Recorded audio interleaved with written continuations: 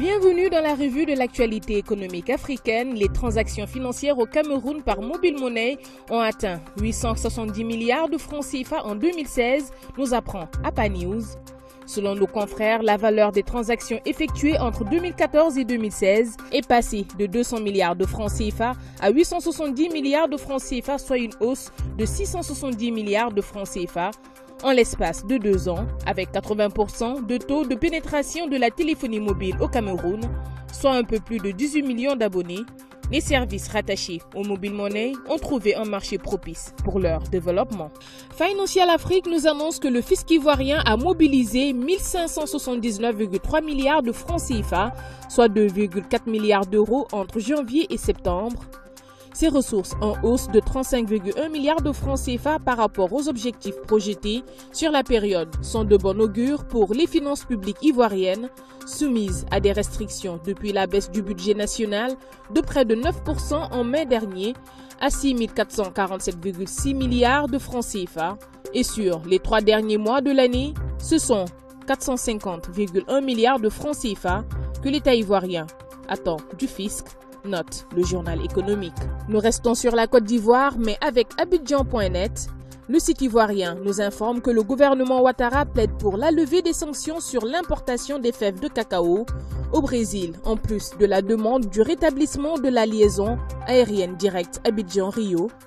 Le site ivoirien qui rappelle qu'Abidjan fait partie des 10 économies les plus compétitives en Afrique, avec un taux de croissance parmi les plus élevés au monde, 9% depuis 2012.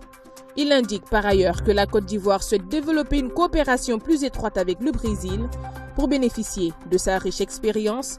Son ambition est de revenir dans le top 60 du Doing Business dans les prochaines années. Et parlant de sanctions, le ministre de l'Investissement soudanais affirme la disposition de son ministère après la levée des sanctions économiques pour l'ouverture de son pays vers l'économie internationale, notant la nécessité de la coordination afin de supprimer les obstacles que fait face l'investissement au pays afin d'y tirer les capitaux.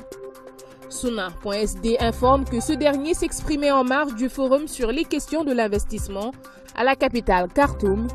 Il a aussi appelé à réduire les dépenses hors production afin d'arrêter l'inflation et le maintien des politiques de la libération économique, rapporte le site soudanais. Terminons avec lespharaons.com. Le site nous fait savoir que le budget 2018 du Gabon a été évalué à 2688,8 milliards de francs CFA, malgré la baisse des coûts du pétrole. Il note également que les recettes du pays devraient s'améliorer grâce au renforcement des opérations de mobilisation des recettes fiscales et douanières. Elles devraient augmenter de 128 milliards de francs CFA à 1842,6 milliards de francs CFA.